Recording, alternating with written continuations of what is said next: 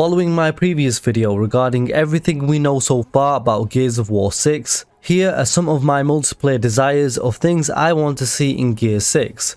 Of course, this is just my opinion, but I'm sure some of you will agree to many things and we can discuss in the comments below as always. So I'm your host Abs and we're back with another juicy Gears 6 video, so drop a like and consider subscribing if you do enjoy the video. Now from this list of mine, you'll see two common themes from what I want to see. A return to form, as well as innovation, meaning I want to see Gears of War multiplayer feel like Gears of War once again, and I also want to see lots of expansion and innovation, making the most of the Gears of War universe with today's technological advancements.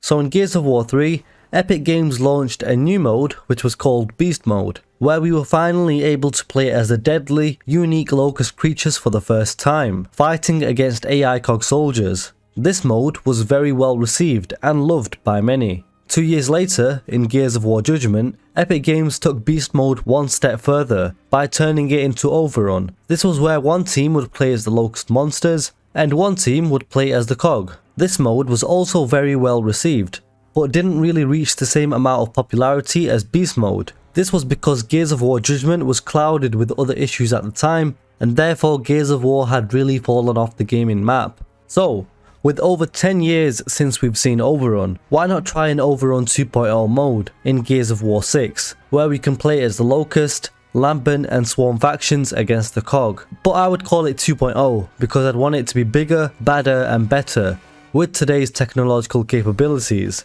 So on bigger maps, 10v10, 20 vs 20, etc. And this could essentially be Gears of War's version of Big Team Battle from Halo, and creating a mode that is exceptionally unique to Gears of War with the locust creatures, fortifications, vehicles and so on. Millions of gamers always play Gears of War for its campaign, but many of them don't even touch the multiplayer because of how niche and skill demanding it is. So I think an Overrun 2.0 mode would bridge that gap and integrate more players into Gears of War multiplayer, which will be a huge step forward.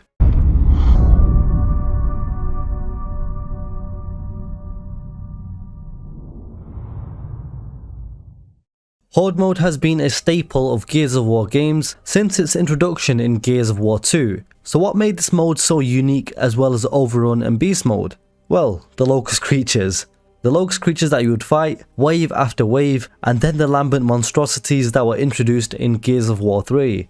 Now as you know, I love my Gears of War lore, and you may have seen some of the lore videos on my channel. But for multiplayer, I don't think a game should be restricted to being canon. I think the fun element should be prioritized.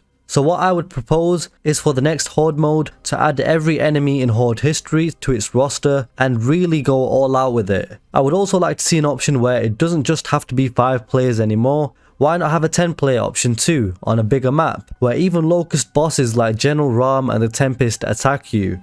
Or even having multiple cog teams fighting the AI enemies and the teams have to basically outlast the other team to win. A similar concept to Black Ops 2's Grief Zombies mode. I think the base concept of Horde mode is brilliant and they need to expand it as well as trying cool variations of it as well.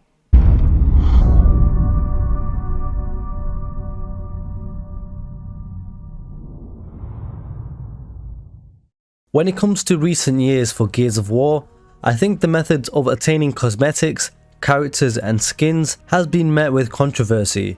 So I'd like to propose some ideas from past Gears of War games, as well as other new games on the market to take Gears of War customization and incentives to the next level.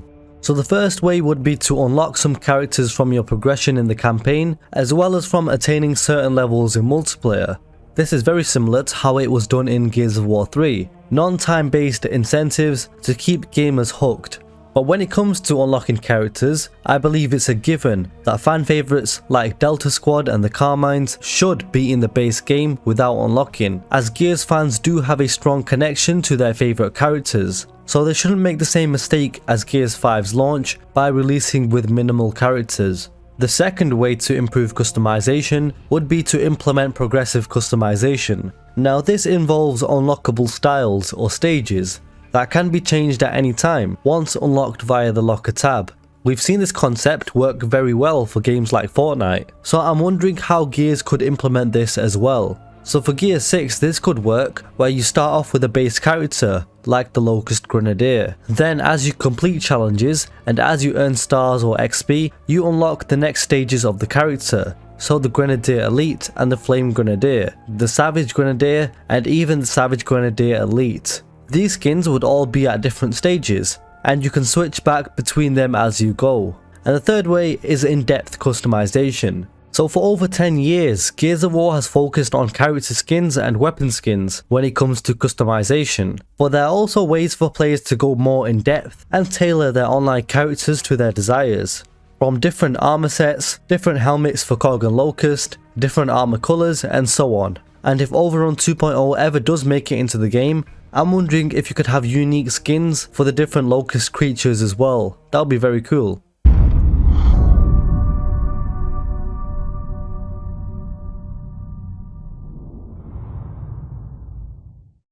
Now a well-loved mode from Gears of War 2 was Wingman, where there would be 5 teams of 2, single life rounds battling it out. This was and still is one of my favourite Gears game modes of all time. It was so ridiculously fun and I really wish it makes a return in Gears of War 6. Like I said with other modes, even if they want to expand Wingman even more with an option of more players and teams with even a shrinking zone, then definitely try experimenting with it. Gears of War multiplayer, in my estimation, also needs to use the universe at its disposal to create new game mode ideas to really help its multiplayer shine and just evolve really. I have mentioned ideas in the past about having a Thrashball game mode which would work similar to Uplink from COD, to a Lambency infection mode and so on. I think some of the older game modes that are still shoehorned into newer Gears of War games are quite dated in my opinion, and if a Marcus Phoenix collection does happen, then those older game modes can work best in the collection, in their prime, and on the maps and gameplay that they were designed for. But for Gear 6, I want them to get the creative juices flowing, whilst respecting the core values of Gears of War multiplayer, making sure not to create modes that are useless and aren't memorable, well balanced, nor fun.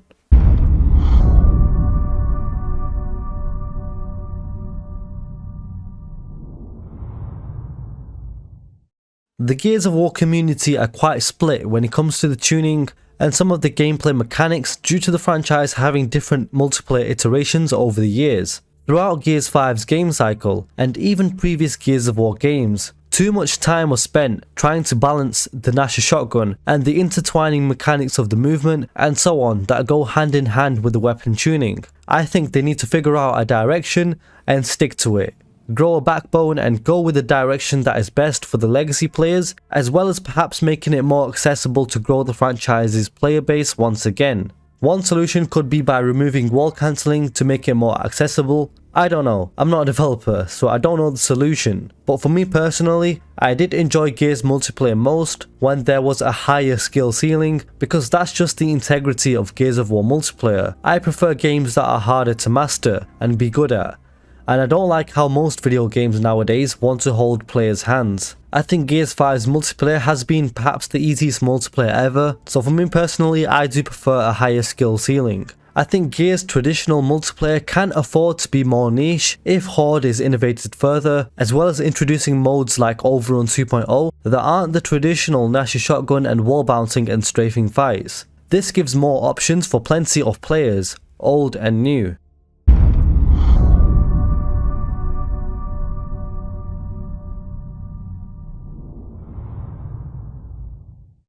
So Forge is a game mode originally released in Halo 3, designed by Bungie to allow players to customize, save and share maps for custom games. Forge was originally created to be used by players to make relatively simple changes to maps in order to tweak their gameplay experience. But over the years in Halo, Forge has been improved by functioning as a map editor and gameplay space. Forge will also arrive in Halo Infinite sometime soon, and we can generally assume this version of Forge mode would be levels above the previous older iterations, granting more creativity and ability. So I'm wondering if Gear 6 can take a page out of Halo's book when it comes to user generated content and allowing Gears players to edit and create new maps, new modes, and the ability to create a gameplay space for the community.